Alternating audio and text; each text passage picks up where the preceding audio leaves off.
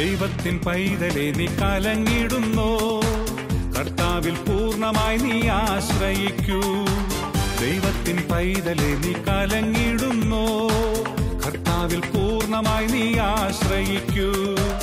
ഭാവിയെ ഓർത്തു നീ ഭാരപ്പെടുമ്പോൾ നിനക്കായി കരുതുന്നോൻ കൂടെയില്ലേ? ഭാവിയെ ഓർത്തു നീ ഭാരപ്പെടുമ്പോൾ നിനക്കായി കരുതുന്നോൻ കൂടെയില്ലേ? യഹോവ ശാലോം സമാധാനം നൽകും. യഹോവ ഈരേ കരുതിടും നിന്നെ. യഹോവ ശമ്മ കൂടെയുള്ളതാലേ യാതൊരു ഭാരവും വേണ്ടിനിയും. യഹോവ ശാലോം സമാധാനം നൽകും. യഹോവ ഈരേ കരുതിടും നിന്നെ. യഹോവ ശമ്മ കൂടെയുള്ളതാലേ യാതൊരു ഭാരവും വേണ്ടിനിയും. പ്രിയപ്പെട്ടവരെ, ഇന്ന് ഒരു നല്ല ശതമാനം കുടുംബങ്ങളും ചില പ്രതിസന്ധികളുടെ വക്കിലാണ്. മക്കളെക്കുറിച്ചുള്ള പ്രതിസന്ധികൾ കുടുംബങ്ങളിൽ ശക്തമാകുന്നു. ബന്ധങ്ങളുടെ ഊഷ്മളത ഇന്ന് കുറഞ്ഞു പോകുന്നു. കത്തോലിക്ക കുടുംബങ്ങൾ പഴയ കുടുംബങ്ങൾ ഇന്നത്തെ കുടുംബമായി ഒരു മേഖലയിൽ ഇതിൻ്റെ വ്യത്യാസം വർദ്ധിച്ചു വരുന്നു. ആ വ്യത്യാസം ഇതാണെന്ന് ഞാൻ പറയും. പണ്ട് ചെറിയ വീട്ടിൽ വലിയ കുടുംബം ജീവിച്ചു. ഇന്നത് വലിയ വീട്ടിൽ ചെറിയ കുടുംബമായി. എന്താവും കാരണം? എവിടെയോ ദൈവപരിപാലനയുടെ മുഖം കാണാനുള്ള ജ്ഞാനം കുടുംബങ്ങൾക്ക് നഷ്ടപ്പെട്ടു. ഞാൻ കഴിഞ്ഞിടയ്ക്ക് ഒരിടത്തൊരു ലീഡേഴ്സിൻ്റെ കോൺഫറൻസ് നടക്കുമ്പോൾ എൻ്റെ ഒരു കൂട്ടുകാരനായ ഒരു തോമാച്ചൻ ചേട്ടനെയും ലൂസി ചേച്ചിയെയും ആ പ്രോഗ്രാമിൽ കൊണ്ടുവന്നു. തോമാച്ചൻ ചേട്ടനെയും ചേച്ചിയെയും കൊണ്ടുവരാൻ കാര്യം, ലൂസി ചേച്ചി 52ാമത്തെ വയസ്സിൽ 6ാമത്തെ കൊച്ചിനെ പ്രസവിച്ചു. ചെറിയ കാര്യമല്ല. ഞങ്ങൾ ഈ തോമാച്ചൻ ചേട്ടനോട് ചോദിച്ചു, ഇപ്പോഴത്തെ കാലത്ത് ഈ 6 എണ്ണം 12ഉം 18ഉം ഒക്കെ പണ്ടുണ്ടായിരുന്നു, ഇപ്പോഴും ഇത് തുടരാൻ? തോമാച്ചൻ ചേട്ടൻ പറഞ്ഞു, ഞങ്ങൾ വിവാഹം കഴിച്ച് 3 വർഷം പിള്ളേരില്ലാതിരുന്നതിൻ്റെ വേദന കൊണ്ട് വീട്ടിൽ ഭാര്യ ഇരുന്ന് കരഞ്ഞപ്പോൾ അമ്മ കൊണ്ടുവന്ന് ഭാര്യയുടെ കയ്യിൽ 3 മെഴുകുതിരി കൊടുത്തു. ഞങ്ങളുടെ നാട്ടിലൊരു തീർത്ഥാടന കേന്ദ്രമാണ് ചേർപ്പങ്കൽ ഉണ്ണി മിശിഹ പള്ളി. അമ്മ പറഞ്ഞു, ചേർപ്പങ്കൽ പോയി ഉണ്ണീശോയ്ക്ക് തിരി കത്തിച്ചാൽ നിനക്ക് 3 പിള്ളേരുണ്ടാവും. ഇവർ ചേർപ്പങ്കൽ പോയി 3 തിരി കത്തിച്ചിട്ട് തിരിച്ചു പോന്നു. 1.5 വർഷം ഇടവിട്ട് ഓരോ പിള്ളേരുണ്ടായി. 3 കഴിഞ്ഞിട്ട് 4ാമത്തെ കൊച്ച് ഉദരത്തിലായി എന്ന് അമ്മ തറവാട്ടിൽ നിന്ന് കേട്ടു. അമ്മ ഫോൺ വിളിച്ചിട്ട് തോമാച്ചനോട് ചോദിച്ചു, തോമാച്ച, നീ ചേർപ്പങ്കേന്ന് തിരി ഊതാതെയാണോ പോകുന്നത്? തോമാച്ചൻ പറഞ്ഞു, ഞങ്ങളിപ്പം 7ാമത്തെ തിരി കത്തിച്ചിട്ടാ ഇവിടെ വന്നേക്കണേ. ഞങ്ങൾ ലൂസി ചേച്ചിയോട് ചോദിച്ചു, ഇതെന്താ ഇങ്ങനെ നടക്കണത്? ഇത് നാണക്കേടല്ലേ? പുരുഷന്മാർ പിന്നെ അങ്ങനെയാന്ന് ഓർക്കാം, നമുക്ക് നോക്കിയും കണ്ടും ജീവിക്കേണ്ട ചേച്ചിന്ന്. ചേച്ചി പറഞ്ഞു, 5 ആയപ്പോൾ നാട്ടുകാർ മുഴുവൻ മൂക്കത്ത് കൈവച്ച് പറഞ്ഞു, എടീ ലൂസി, നീ അങ്കമാടി ടീച്ചറിനെ പോലെ ആയല്ലോടിയെന്നും. അവിടുത്തെ അങ്കമാടിയിൽ 5 പിള്ളേരുള്ളൂ, ലൂസിക്കും 5 പിള്ളേർ. 6ാമത്തെ ആയപ്പോൾ എൻ്റെ ഫോട്ടോ എടുത്ത് എല്ലാവരും വാട്സപ്പിൽ ഷെയർ ചെയ്തു, ലൂസി CBC ടീച്ചറായിട്ട് പ്രമോഷൻ കിട്ടാൻ പോവാന്ന്. 7ാമത്തെ തിരി കെട്ടില്ലെങ്കിൽ എന്ത് സിലബസ് വരുമെന്ന് അറിയാൻ മേല എന്നും പറഞ്ഞ് തൻ്റെ ഇടത്തോടെ ഇരിക്കുവാണ്. ഞാൻ കഴിഞ്ഞ ദിവസം ഒരു കുടുംബത്തെ പരിചയപ്പെട്ടപ്പോൾ എന്നോട് പറഞ്ഞു, 5 മക്കളുള്ള അടുക്കലുണ്ടായ 5 കുഞ്ഞുങ്ങൾ, 2 പിള്ളേരുണ്ടാകുന്നത് വരെ വലിയ ദൈവാനുഗ്രഹം ഒന്നും കാണാൻ പറ്റിയില്ല. 3ാമത്തെ കുഞ്ഞുണ്ടായി കഴിഞ്ഞപ്പോൾ അപ്പന് ഒരു ഗവൺമെൻറ് ജോലി കിട്ടി.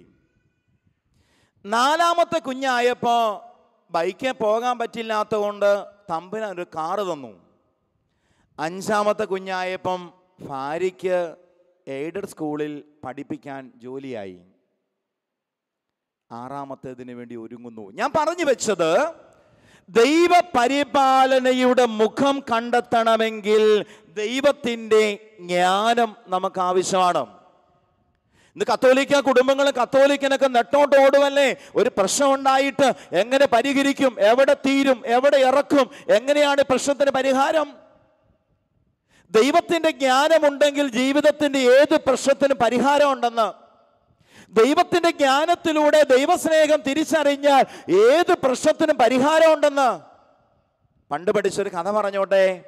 ഒരിക്കലൊരു വീട്ടിൽ തൻ്റെ അപ്പൻ സമ്പത്തെല്ലാം മക്കൾക്ക് വീതം വെക്കുക.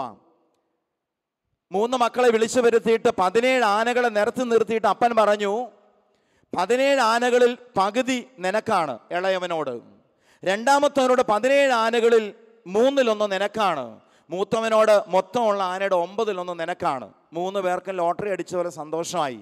വീതം വെച്ചിട്ട് അപ്പച്ചൻ കയറിപ്പോയി. മക്കൾ കൂട്ടയടിയായി. ഇത് വീതം വെക്കാൻ പറ്റില്ല. 17ൻ്റെ പകുതി 8.5. ആനയെ മുറിക്കാൻ പറ്റുമോ? 17ൻ്റെ 3/1 5:30 5:45 ഇടയ്ക്ക് 2 ആനയെ കൊല്ലണം. 17ൻ്റെ 9/1 1:45. കീറാമുട്ടി കേസായില്ലേ? ഈ പ്രശ്നം ആ നാട്ടിൽ അല്പം വിവരമുള്ള ഒരു മനുഷ്യൻ്റെ അടുക്കലെത്തി എന്നാണ് കഥ. അദ്ദേഹത്തിന് അല്പം ജ്ഞാനമുണ്ട്. ആ ജ്ഞാനം കൊണ്ട് ആ മനുഷ്യൻ പറഞ്ഞു, ഞാൻ ഈ പ്രശ്നം രമ്യമായി ഒരാനകളെയും കൊല്ലാതെ പരിഹരിക്കാം. ഇദ്ദേഹം ഈ പ്രശ്നം പരിഹരിക്കാൻ ആനപ്പുറത്ത് വന്നു എന്നാണ് പറയുക. ആനപ്പുറത്ത് വന്ന് ഇദ്ദേഹം 17 ആനയുടെ കൂടെ തൻ്റെ ആനയെ അങ്ങ് നീക്കി നിർത്തി. ആനകളുടെ എണ്ണം 18ആയി. കൂടെ വന്നവർ പറഞ്ഞു, ഇവിടുന്ന് ആകപ്പാടെ 7 ഓട്ടോ കിട്ടിയിട്ടുള്ളൂ. അതിനുവേണ്ടി പഞ്ചായത്ത് മെമ്പറിൻ്റെ ഒരാനയെ കളയേണ്ട കാര്യമില്ല. ഒരാന പോയാൽ എന്നടാ പ്രശ്നം തീരട്ടെ എന്ന് പറഞ്ഞു. ആനകളുടെ എണ്ണം 18 ഈ മനുഷ്യൻ ആ അപ്പച്ചൻ്റെ ഇളയ മകനോട് പറഞ്ഞു, 18ൻ്റെ പകുതി എടുത്തോ, 9 ആനയെ കിട്ടി. 18ൻ്റെ 3/1 രണ്ടാമത്തവനോട് പറഞ്ഞു, അവൻ 6 ആനയെ കിട്ടി. 9 6 15 ആനയായി. ഇനി 3 ആന അവിടെ നിൽപ്പുണ്ടല്ലോ. ഏറ്റവും മൂത്തവനോട് പറഞ്ഞു, നിനക്ക് ന്യായമായിട്ട് 1.25 കിട്ടിയാൽ മതിയല്ലോ, നീ 2 എടുത്തോളാൻ പറഞ്ഞിട്ട് ഈ വന്ന മനുഷ്യൻ അവൻ്റെ ആനയും കൊണ്ട് വീട്ടിൽ പോയി. ദൈവത്തിൻ്റെ ജ്ഞാനമുണ്ടെങ്കിൽ നിന്റെ ജീവിതത്തിൻ്റെ ഏത് പ്രതിസന്ധിക്ക് ഉത്തരമുണ്ട്. പ്രിയപ്പെട്ടവരെ, ഇന്ന് ദൈവത്തിൻ്റെ സ്നേഹം നമ്മുടെ കൊച്ചു ബുദ്ധിക്ക് മുമ്പിൽ വെളിപ്പെടുന്ന 3 വഴികളുണ്ട്. അത് തിരിച്ചറിയണം. ഒന്ന്, അത് വിശുദ്ധ കൂദാശയാണ്. കൗദാശിക ജീവിതത്തിലൂടെയാണ് ദൈവത്തിൻ്റെ സ്നേഹം ഒരു മനുഷ്യൻ്റെ കൊച്ചു ബുദ്ധിക്ക് മുമ്പിൽ വെളിപ്പെടുക. ഈ ബുദ്ധി ജ്ഞാനമായില്ലെങ്കിൽ വിശുദ്ധ കുർബാനയിലൂടെ വെളിപ്പെടുന്ന ദൈവസ്നേഹം, കുമ്പസാരത്തിലൂടെ വെളിപ്പെടുന്ന ദൈവസ്നേഹം തിരിച്ചറിയാൻ പറ്റില്ല. അതുകൊണ്ടല്ലേ വിശുദ്ധ കുർബാനയെക്കുറിച്ചുള്ള പ്രബോധനം ഈശോ ശിഷ്യന്മാർക്ക് കൊടുത്തപ്പോൾ അവരിൽ ധാരാളം പേര് വിട്ടുപോയത് ബുദ്ധി കൊണ്ട് അളന്നിട്ട, ജ്ഞാനം കൊണ്ട് അളന്നില്ല. ദൈവത്തിൻ്റെ സ്നേഹത്തെ ജ്ഞാനം കൊണ്ട് അളക്കണം. നിങ്ങൾ ആത്മാർത്ഥമായിട്ട് ചിന്തിച്ചു നോക്കിക്കേ. കർത്താവ് എന്തിനാ ആ ഗത്സമേൻ തോട്ടത്തിൽ തൻ്റെ പീഡാനുഭവത്തിൻ്റെ തലേ രാത്രിയിൽ മുട്ടുകുത്തി നെഞ്ചുരുകി കരഞ്ഞ് അപ്പച്ചനെ വിളിച്ചേ? ഒരു കുർബാനയായി മാറാനുള്ള ഒരുക്കമല്ലേ? ഇനിയങ്ങ് മുമ്പോട്ട് ചിന്തിച്ചാൽ ഈശോയുടെ പീഡാസഹനത്തിൻ്റെ ഓരോ വഴികളും താനൊരു വിശുദ്ധ കുർബാനയായി മാറാനുള്ള ഒരുക്കങ്ങൾ നടത്തുന്നു നമുക്ക് കണ്ടെത്താൻ പറ്റും. പ്രിയപ്പെട്ടവരെ, ദൈവത്തിൻ്റെ ജ്ഞാനമുണ്ടെങ്കിലേ കൗദാശിക ജീവിതത്തിലൂടെ പെയ്തിറങ്ങുന്ന ദൈവത്തിൻ്റെ പരിപാലന തിരിച്ചറിയാൻ, കുമ്പസാരമെന്ന കൂദാശയിൽ പെയ്തിറങ്ങുന്ന ദൈവത്തിൻ്റെ കരുതൽ തിരിച്ചറിയാൻ. കഴിഞ്ഞ ഡിസംബർ മാസത്തിൽ ഒരിടവക ധ്യാനിപ്പിച്ചു. ഒരമ്മച്ചി എൻ്റെ അടുത്ത് വന്ന് പറഞ്ഞു, എൻ്റെ ഹാർട്ടിൻ്റെ വാൽവിന് തകരാറായിരുന്നു. ഒരാശുപത്രി ചികിത്സയ്ക്ക് ചെന്നപ്പം 15 ലക്ഷം രൂപ മുടക്ക് വരും സർജറി നടത്തി ഹാർട്ടിൻ്റെ വാൽവ് മാറ്റി വെക്കാൻ. മെഡിക്കൽ കോളേജ് ചെന്നപ്പോൾ ഇന്ന് മെറ്റീരിയൽ കോഴ്സ് മുടക്കിയാൽ മതി 5 ലക്ഷം രൂപ അടുത്തുണ്ടാവണം. അയൽക്കൂട്ടത്തിൽ നിന്നും കുടുംബശ്രീയിൽ നിന്നും ഇടവകയിൽ നിന്നും നാട്ടിൽ നിന്നും പിരിവ് നടത്തി കാശുണ്ടാക്കി ഈ കുടുംബം കൊണ്ടുപോയി കെട്ടിവെച്ചു. ഓപ്പറേഷന് ഡേറ്റ് ഇട്ടു. ഡോക്ടർ പറഞ്ഞ് 2 മാസം കഴിഞ്ഞ് ഡേറ്റ് ഇടാം. ഓപ്പറേഷൻ്റെ സമയമായി. ഭാര്യ ഡ്രസ്സൊക്കെ മാറി തിയേറ്ററിലേക്ക് കയറാൻ വേണ്ടി റെഡിയായിട്ട് കിടക്കുന്നു. ഭർത്താവ് അടുത്ത് നിന്ന് കരയുന്നു, മക്കൾ കരയുന്നു. ഓപ്പറേഷൻ്റെ പറഞ്ഞ സമയത്ത് തിയേറ്റർ തുറന്നിട്ട് ഒരു സെക്യൂരിറ്റി പറഞ്ഞു, ഇന്ന് നിങ്ങളെ സർജറി നടത്താൻ വരേണ്ട ഡോക്ടർക്ക് എന്തോ അസൗകര്യമാണ്, ഓപ്പറേഷൻ മാറ്റിവെച്ചു. കരച്ചിലെല്ലാം വെറുതെയായി, തിരിച്ചുപോയി. 1.5 മാസം കഴിഞ്ഞ് അടുത്ത ഡേറ്റ് കിട്ടി. ആ ഡേറ്റിൽ ഇതുപോലെ തന്നെ ഓപ്പറേഷൻ എല്ലാം ക്രമീകരണം ചെയ്തു. അന്ന് ഒരു നേഴ്സ് ഇറങ്ങി വന്നിട്ട് പറഞ്ഞു, നിങ്ങളെ ഓപ്പറേഷൻ നടത്തിയിട്ട് കിടത്തേണ്ട വെന്റിലേറ്ററിന് എന്തോ കംപ്ലൈൻ്റ് ആണ്, അതുകൊണ്ട് വേറൊരു ദിവസമാണെന്ന് ഡോക്ടർ പറഞ്ഞു. 2 പ്രാവശ്യം ഓപ്പറേഷൻ മാറിപ്പോയപ്പോൾ ഇവളുടെ ഭർത്താവ് പറഞ്ഞു, ഒരു ധ്യാനം കൂടിയിട്ട് ഇനി മെഡിക്കൽ കോളേജിലോട്ട് പോയാൽ മതി. ഒരു ധ്യാന കേന്ദ്രത്തിൽ പോയി നല്ല ധ്യാനം കൂടി തിരിച്ചു വന്നു. വീണ്ടും ഡോക്ടറെ അടുത്ത് ചെന്നു. ഡോക്ടർ പറഞ്ഞു, 2 പ്രാവശ്യം മാറ്റി വെച്ചതല്ലേ, അടുത്ത സ്കാനിങ് നടക്കട്ടെ. സ്കാനിങ് നടന്നു. റിസൾട്ട് വന്നപ്പോൾ ഹാർട്ടിന് അങ്ങനെ കംപ്ലൈൻ്റ് ഇല്ല. ഞാൻ ചോദിച്ചു എങ്ങനെ സംഭവിച്ചു എന്ന് ചേച്ചിയോട്. ചേച്ചി എന്നോട് ഒരു സത്യം പറഞ്ഞു, ഞാൻ എല്ലാ മാസവും കുമ്പസാരിക്കുന്നയാളാണ്. 8 വർഷം കൂടി, തിരിച്ചറിഞ്ഞോണം, 96 പ്രാവശ്യം കുമ്പസാരിച്ചപ്പോൾ 8 വർഷം കൂടി അതിലൊരു കുമ്പസാരം ഞാനൊന്ന് ചങ്കു തുറന്ന് കുമ്പസാരിച്ചു. ഞാനൊന്ന് ചങ്കു തുറന്ന് കുമ്പസാരിച്ചപ്പോ ഡോക്ടർ തുറക്കേണ്ട ചങ്ക് ഒടയതമ്പുരാൻ അടച്ചു പിടിച്ചെന്ന്. സ്നേഹമുള്ളവരെ, ദൈവസ്നേഹത്തിന്റെ വെളിപ്പെടുത്തൽ ഇന്ന് നമുക്ക് മുമ്പിൽ വ്യക്തമാക്കപ്പെടുന്നത് ദൈവവചനത്തിലൂടെയാണ്. ദൈവവചനത്തിലൂടെയാണ് സ്നേഹത്തിന്റെ വെളിപ്പെടുത്തൽ നമ്മൾ തിരിച്ചറിയുക. ഒരിക്കല് ഒരു പാവപ്പെട്ട വീട്ടിൽ ഒരപ്പച്ചൻ വൈകിട്ട് അല്പം കള്ളൊക്കെ അടിച്ച് വീട്ടിലോട്ട് കയറി വരിക. വീട്ടിലെ മോള് 10ാം ക്ലാസ് പഠിക്കുന്ന കുട്ടിയാണ്. പരീക്ഷയുടെയൊക്കെ സമയമല്ലേ. അവള് ഈ അപ്പം കയറി വന്നപ്പോൾ ഒരു ബൈബിൾ എടുത്ത് വായിച്ചുകൊണ്ടിരിക്കുക. അപ്പച്ചൻ്റെ ദേഷ്യം വന്നു, 10ാം ക്ലാസ്സിൽ പരീക്ഷ എഴുതേണ്ട നീ അവിടുന്ന് ഇവിടുന്ന് കാശ് വായ്പ മേടിച്ച് ഇല്ലാത്ത പണം ഉണ്ടാക്കി നിന്നെ പഠിപ്പിക്കുന്ന എവിടെയെങ്കിലും കരപറ്റാനാണ്? പരീക്ഷ ഇങ്ങോട്ട് നിറുകം തല കയറിയപ്പം ബൈബിൾ വായിച്ചുകൊണ്ടിരുന്ന അവള് ബൈബിൾ മടക്കി വെച്ചു, പുസ്തകം എടുത്ത് പഠിക്കാൻ തുടങ്ങി. അപ്പം പോയി 10 മിനിറ്റ് കഴിഞ്ഞ് വീണ്ടും ബൈബിൾ വായന തുടങ്ങി. അപ്പച്ചൻ ദേഷ്യമായി.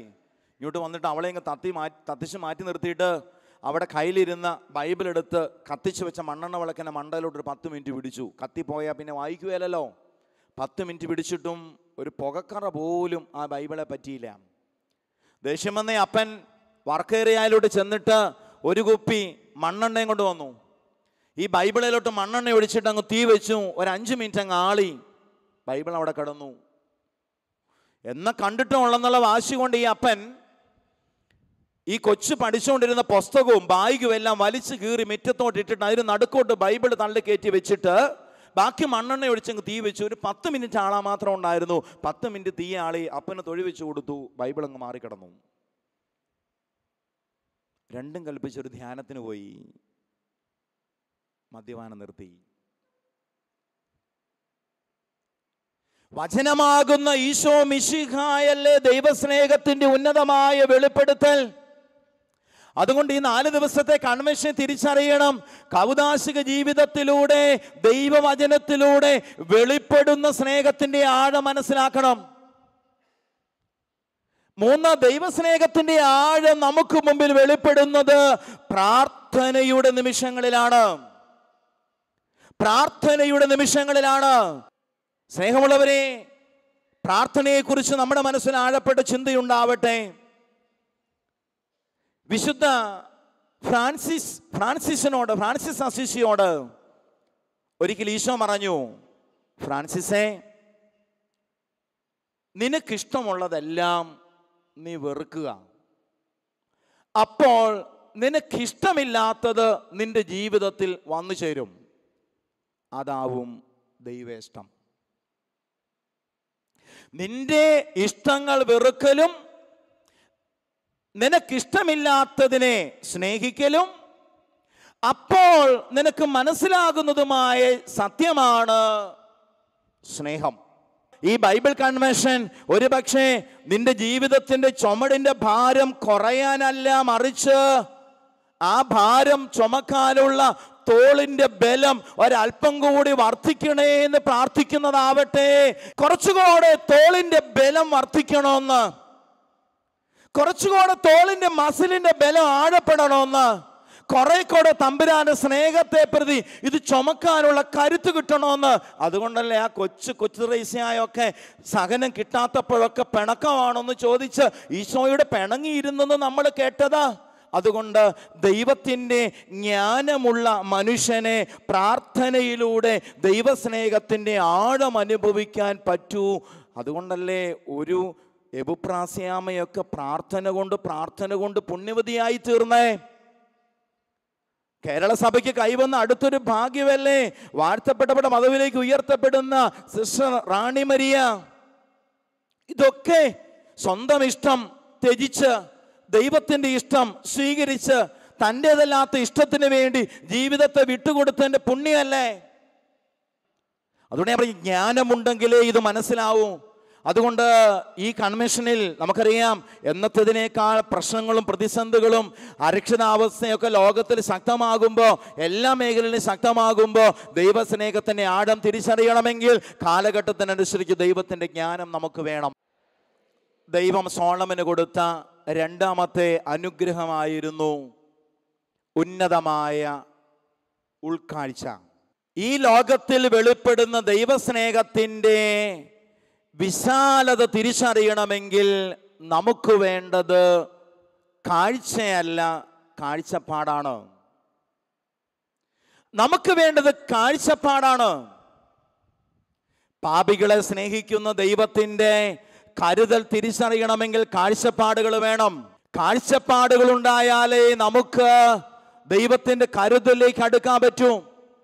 ജെറമ്യ പ്രവാചകന്റെ പുസ്തകം 31-ാം അധ്യായം 34-ാം വാക്യം ഒരു കാഴ്ചപ്പാടിന്റെ വചനമാണ്. എന്താണ് വചനം പറഞ്ഞു വെക്കുന്നത്? അവരുടെ അകൃത്യങ്ങൾക്ക് ഞാൻ മാപ്പ് നൽകും, അവരുടെ പാപം ഞാൻ ഇനി മനസ്സിൽ വയ്ക്കുക ഇല്ല. സ്നേഹിക്കുന്ന ദൈവം മനുഷ്യനോട് പറയുവാണ്, നിന്റെ പാപങ്ങൾക്ക് ഞാൻ മാപ്പ് നൽകും, നിന്റെ പാപം ഞാൻ ഇനി മനസ്സിൽ വയ്ക്കുകയില്ല. പാപികളോട് കാണിക്കുന്ന കരുതൽ, പാപികളെ തേടിയിറങ്ങിയ ദൈവത്തിന്റെ കരുതൽ, നാണയമൊന്ന് നഷ്ടപ്പെട്ടപ്പോൾ അടിച്ചുവാരി കണ്ടെത്തുന്ന അമ്മയുടെ കരുതൽ, രണ്ടിൽ ഒരുവൻ നഷ്ടപ്പെട്ടപ്പോൾ കാത്തിരിക്കുന്ന അപ്പച്ചന്റെ കരുതൽ, മൂത്ത മകൻ വയലിൽ നിന്ന് തിരിച്ചു വരുമ്പോഴും അവന് മർക്കട മുഷ്ടി കൊണ്ട്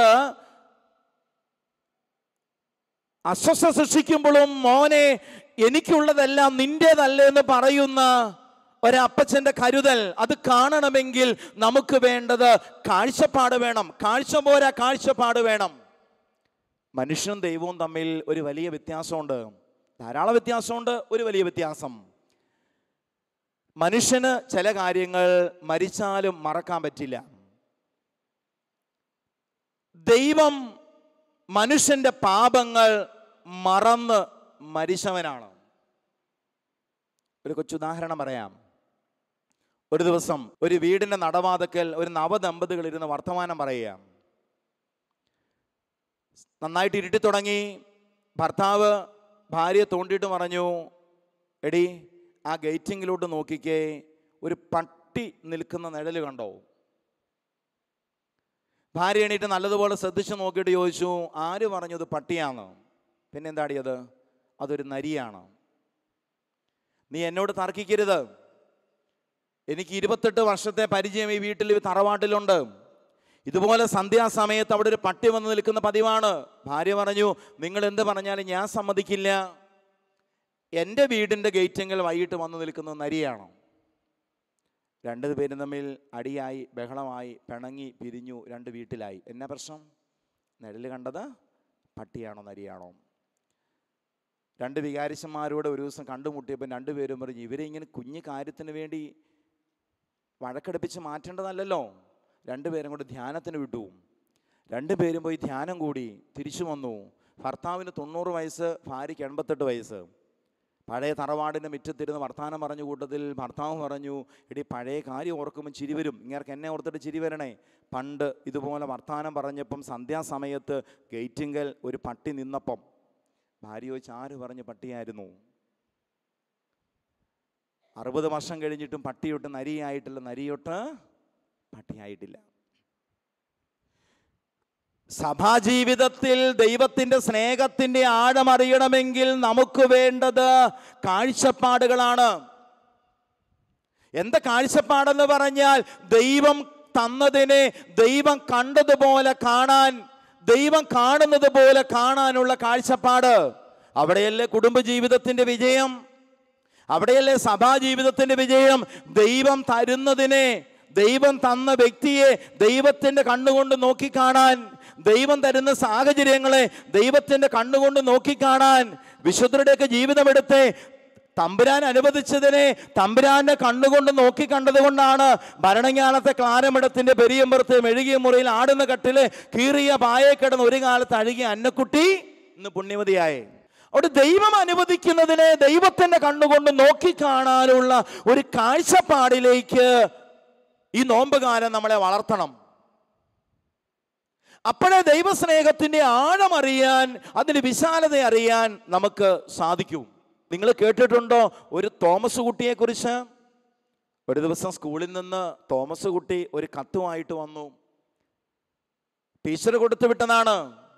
ടീച്ചറിന്റെ കത്ത് അമ്മയ്ക്ക് കൊടുത്തു. അമ്മ കത്ത് വായിച്ചു. അമ്മയുടെ കണ്ണ് നിറയണു. തോമസ് കുട്ടി ചോദിച്ചു, അമ്മേ കത്ത് എന്നെയും കൂടെ വായിച്ചു കേൾപ്പിക്കുമോ? നീ കേൾക്കണ്ടടാ, അമ്മ എനിക്കും കേൾക്കണം. അമ്മ കത്തെടുത്ത് ഒന്നുകൂടെ ഉറക്കം വായിച്ചു. തോമസ് കുട്ടിയെ അമ്മ അറിയുന്നതിന് തോമസ് കുട്ടി ഒരു മിടുക്കനാണ്. ഇത്രയും കഴിവുള്ള തോമസ് കുട്ടിയെ പഠിപ്പിക്കാൻ ഞങ്ങളെ കൊണ്ട് പറ്റണില്ല. അവൻ്റെ പല ചോദ്യങ്ങൾക്കും ഞങ്ങൾക്ക് ഉത്തരവില്ല. ഇത്രയും പ്രാപ്തിയുള്ള കുഞ്ഞിന് വേണ്ടിയുള്ള സംവിധാനം ഈ കൊച്ചു സ്കൂളിലില്ല. അതുകൊണ്ട് ദയവ് ചെയ്ത് അമ്മ തോമസ് കുട്ടിയെ സ്കൂളിൽ വിടേണ്ട ആവശ്യമില്ല. വീട്ടിലിരുത്തി എന്തെങ്കിലും പഠിപ്പിച്ചാൽ തന്നെ ധാരാളമാണ്. അവൻ അതിലും ഉന്നതനാണ്, അവൻ വലിയവനാണ് എന്ന് സ്വന്തം ക്ലാസ് ടീച്ചർ ഒപ്പ്. തോമസ് കുട്ടിയും കരഞ്ഞു. ടീച്ചറിൻ്റെ കരുതൽ വലുതാണല്ലോ എന്ന്.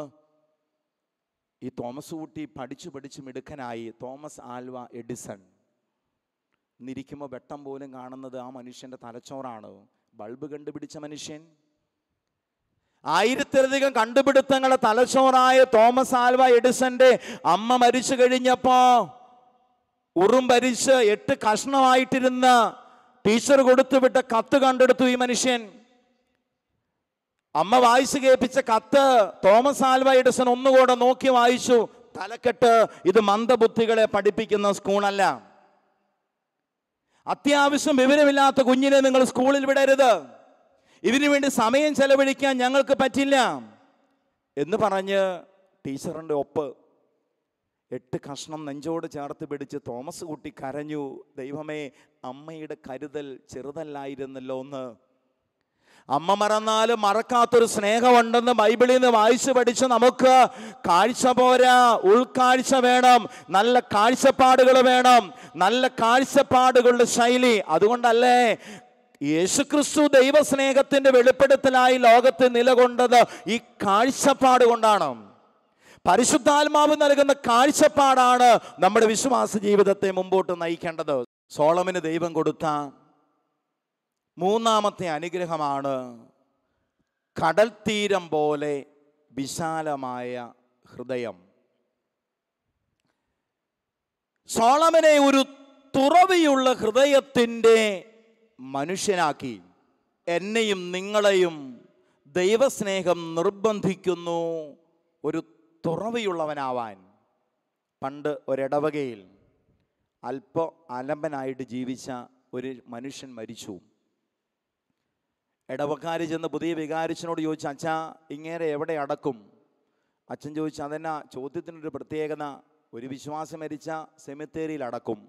അച്ഛാ വേണ്ടച്ചാ, അതിനുള്ള യോഗ്യത അങ്ങേർക്കില്ല. പള്ളി പണിയാൻ പൈസ തന്നിട്ടില്ല, പാരിഷ് ഹാളിന് പിരിവ് തന്നിട്ടില്ല, കുടുംബസമാധാനം ഉണ്ടാക്കിയിട്ടില്ല, എല്ലാ ദിവസവും കള്ളും വെള്ളവും ഇങ്ങനെയുള്ളവന് കൊടുക്കാൻ പറ്റുന്നതാണോ വെച്ചാൽ സെമിത്തേരി? അച്ഛൻ ചോദിച്ചു, നിങ്ങൾ പറഞ്ഞു വരുന്നതിനർത്ഥം അച്ഛാ ഇങ്ങേരെ അടക്കേണ്ട സ്ഥലം തെമ്മാടിക്കുഴിയാണ്, സെമിത്തേരിയുടെ പുറത്താണ് അച്ഛാ സ്ഥലം. വേണ്ട കേട്ടോ, കരുണയുടെ വർഷമൊക്കെ കഴിഞ്ഞതല്ലേ, അങ്ങനെ നമ്മൾ ചിന്തിക്കരുത്. അച്ഛൻ അറിയാൻ വയ്യായിട്ട് ഞങ്ങൾ തീരുമാനിച്ചാണ്, ഇടവക തീരുമാനിച്ചാണ്. അച്ഛൻ പറഞ്ഞത് നിങ്ങളുടെ ആഗ്രഹം നടക്കട്ടെ. ഇവർ ബലം പിടിച്ച് ഈ മനുഷ്യൻ മൃതശരീരം കൊണ്ട് തെമ്മാടിക്കുഴിയിൽ അടക്കി. പാവം അച്ഛൻ്റെ ആത്തിലിരുന്ന് ഇടവക്കാർ 10-20 ചെറുപ്പക്കാരെ വിളിച്ചു വരുത്തി ഒരു പൊതുപ്പണി. തെമ്മാടിക്കുഴിയിൽ അടക്കാൻ ബലം പിടിച്ച ചേട്ടന്മാരൊക്കെ തിരിച്ചു വന്ന് നോക്കുമ്പോൾ കാണുന്നൊരു കാഴ്ച, അച്ഛൻ നടത്തിയ പൊതുപ്പണിയുടെ റിസൾട്ട് എന്നാണെന്നറിയോ? അച്ഛൻ ആ സെമിത്തേരിയുടെ ചുറ്റുമതിൽ പൊളിച്ചിട്ട് തെമ്മാടിക്കുഴിയുടെ പുറത്തൂടെ കെട്ടി. ഇപ്പം തെമ്മാടിക്കുഴി സെമിത്തേരിക്കുള്ളിലാണ്. സ്വർഗത്തിൽ നിന്ന് ഇറങ്ങി വന്ന ദൈവസ്നേഹത്തിൻ്റെ ആഴപ്പെടൽ എന്നെയും നിങ്ങളെയും, നിന്റെ കാഴ്ചപ്പാടുകളെയും വീക്ഷണങ്ങളെയും മനോഭാവങ്ങളെയും പൊളിച്ചു കെട്ടാൻ പ്രേരിപ്പിക്കണം. ഫിലിപ്പിയർക്കെഴുതിയ ലേഖനത്തിൽ പൗലോസ്ലീഹ പറയുന്നില്ലേ, ദൈവത്തോടൊത്ത് നിൽക്കേണ്ടത് കാര്യമായി പരിഗണിക്കാതെ ദാസന്റെ രൂപം ധരിച്ച് ആകൃതിയിൽ മനുഷ്യനെ പോലെ കാണപ്പെട്ടവനാണ് മിശിഹാന്ന്. എന്താ അതിനർത്ഥം? നീയാകുന്ന പാപിയുടെ വക്കോളം സ്വർഗത്തിന്റെ മതിലുകളെ പൊളിച്ചു കെട്ടിയതാണ് കർത്താവിന്റെ പീഡാസഹനവും കുരിശുമരണവും തിരുവുദ്ധാനവും. സ്വർഗത്തിന്റെ പ്രകൃതിയെ ഭൂമിയുടെ ആകൃതിയിലാക്കിയതാണ് മിശിഹായുടെ പെസഹാ രഹസ്യം. അങ്ങനെയെങ്കിൽ ആ പെസഹാ രഹസ്യങ്ങളിലൂടെ കടന്നു പോകുമ്പോൾ നമുക്കും ഒരു കാഴ്ചപ്പാടുണ്ടാവട്ടെ. എൻ്റെ ജീവിത പങ്കാളിക്ക് വേണ്ടി എൻ്റെ ഹൃദയം കുറച്ചുകൂടെ പൊളിച്ചു കെട്ടാൻ, എൻ്റെ കുഞ്ഞുങ്ങൾക്ക് വേണ്ടി എൻ്റെ കാഴ്ചപ്പാടുകളെ പൊളിച്ചു കെട്ടാൻ, എൻ്റെ അയൽവാസിക്ക് വേണ്ടി എൻ്റെ മനോഭാവങ്ങളെ പൊളിച്ചു കെട്ടാൻ, എൻ്റെ അധികാരികൾക്ക് വേണ്ടി എൻ്റെ വീക്ഷണങ്ങളെ പൊളിച്ചു കെട്ടാൻ കർത്താവേ നീ കൃപ തരണേ എന്ന് പ്രാർത്ഥിക്കണം. പ്രിയപ്പെട്ടവരെ, നമുക്ക് ആഗ്രഹിക്കാം തൻ്റെ ഏകജാതനെ നൽകാൻ തക്കവിധം ലോകത്തെ അല്ല എന്നെ അത്രമാത്രം സ്നേഹിച്ച ആ പിതാവിനോട് നമുക്ക് പ്രാർത്ഥിക്കാം. ദൈവമേ, നീ പുത്രനെ അയച്ച് വെളിപ്പെടുത്തി തന്ന സ്നേഹത്തിൻ്റെ മഹാ രഹസ്യത്തെ മനസ്സിലാക്കി എനിക്കും എൻ്റെ വീക്ഷണത്തിൽ, എൻ്റെ കാഴ്ചപ്പാടിൽ, എൻ്റെ മനോഭാവത്തിൽ ആ സ്നേഹത്തിൻ്റെ ശൈലി തുടരാനുള്ള കൃപ എൻ്റെ കുടുംബത്തിലും സഭയിലും ഇടവകയിലും ശക്തമാക്കണമേ.